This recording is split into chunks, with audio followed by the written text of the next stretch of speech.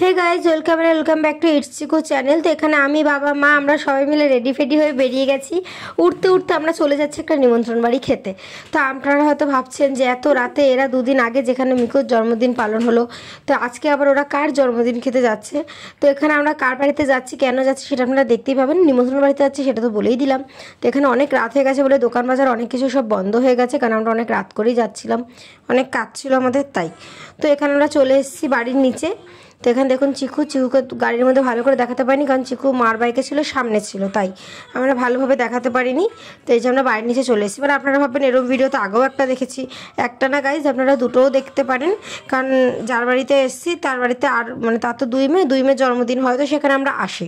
তো এখন আমরা চলে এসেছি রূপা আন্টির ছোটো মেয়ের জন্মদিনে। এই যে আমাদের বার্থডে গার্ল অগ্নিশা।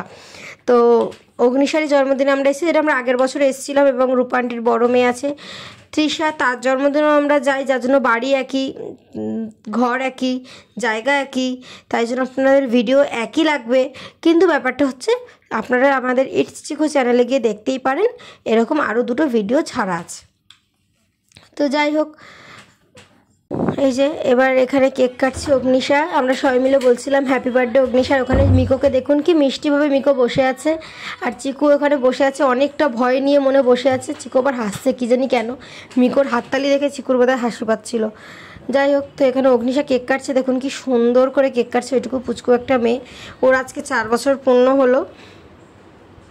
এই যে আবার এই কেকটা কাটার পর আবার এই কেকটা কাটছিল। ও আবার কি সুন্দর করে জানে যে কীরকম কোনা কোনা করে কেক কাটতে। ওর মা আবার বলছে আস্তে আস্তে কাট মা, তুই অত জোরে জোরে কাটিস না, লোকজন খাবে কেকটা। যাই হোক, তো এবার ওর মা ওকে কেক খাইয়ে দিচ্ছে, কারণ অগ্নিশা বাটারস্কচ কেক খেতে খুব ভালোবাসে। ওই যে অগ্নিশার দিদি ওকে খাইয়ে দিল কেক। ওখানে চিকু তাকিয়ে আছে কখন আমাকে একটু কেকটা দেবে, আমিও তাকিয়েছিলাম গাইস। যাই হোক, তো তারপর আমাদের এরমভাবে অনুষ্ঠান চলছিল। আমরা আরও অনেক মজা করেছি, সব তো ফুটেজে আনা যায় না, আই মিন সবসময় করা যায় না। এছাড়াও কথাবার্তা বলতে বলতে সময় কেটে যায়, মনে থাকে না অনেক সময় ভিডিওর কথা। এখানে চিকুকে দেখুন একটু কেকের জন্য কোথায় এসে দাঁড়িয়ে আছে যে আমাকে একটু কেক দাও, কেউ আমাকে একটু কেক দাও। মা আবার ওকে বলছে তুমি কেক খাবে, আবার টেবিলে উঠে দেখছে টেবিলের মধ্যে কেক আছে কিনা। মা আবার ওকে কী একটা বললো, মা আবার ওকে কোলে নিয়ে নিয়েছে। কোলে নিয়ে মা ওকে আদর করছিল যে আমার মেয়ে ভয় পাচ্ছে, আমার মেয়েকে কেক দাও, এসব বলছিল।